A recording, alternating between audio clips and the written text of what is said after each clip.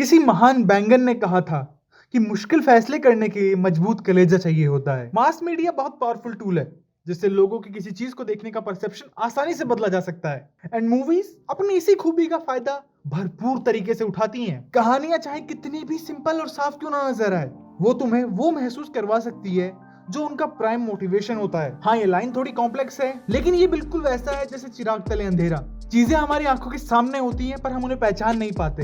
एक एग्जांपल से समझो, डीडीएलजे मूवी में लव के कॉन्सेप्ट की ऐसी की तैसी करके रख दी गई थी। कहानी का मेन लीड एक बदमाश, एक आवारा, एक स्टॉकर है। वो किसी के घर में घुसता है, उन्हें धोखा देता है, बट उसके एक्शंस को जनता द्वारा प्रेज किया जाता है जस्ट बिकॉज वो मेन लीड है। उसके एक्शन जस्टिफाइड लगते हैं, लेकिन चाहे कितना भी बैकग्राउंड म्यूजिक चेंज कर लिया जाए, ये बात कभी नहीं बदलेगी। He was the actual villain of the story. उसे दो परिवार की जिंदगियां बिखेर के रख दी। अब वो लोग किसी पर ट्रस्ट नहीं कर सकते। एंड जैसे राज के एक्शंस थे मूवी में, देखकर लगता नहीं है कि वो अपनी मैरिज लाइफ भी ढंग से सस्टेन कर पाएगा।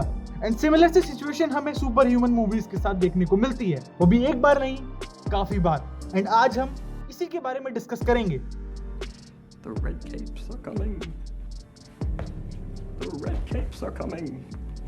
जेसी आइजनबर्ग के लेक्स लूथर को डीसीयू में ज्यादा टाइम तो नहीं मिला, all thanks to our favourite studio.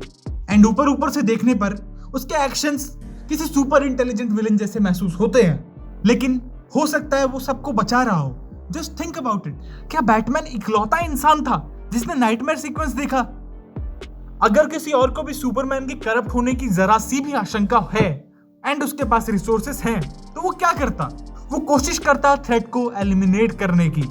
Lakes को पता था कि ये थ्रेट ह्यूमन कैपेसिटी के बहुत ऊपर है, लेकिन उसे पता था बैटमैन के एग्जिस्टेंस, उसकी हाइडिंग एंड डिटेक्टिव स्किल्स के बारे में। उसने बस चीजों को इस कदर जचाया कि एक के बाद एक काम अपने आप हो जाए।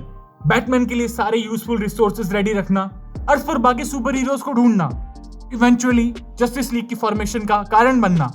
उसने बैटमैन एंड सुपरमैन को एक दूसरे के सामने खड़ा कर दिया।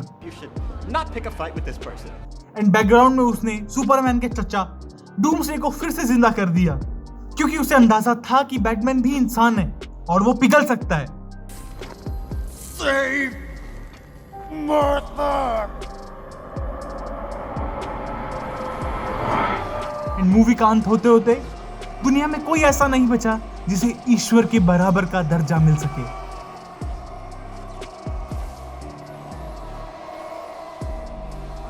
लेक्स ने पूरे सोलर सिस्टम के थ्रेट को एलिमिनेट कर दिया। लेक्स ने धरती की सबसे बड़ी होप को खत्म कर दिया ताकि लोग खुद पे भरोसा कर सके।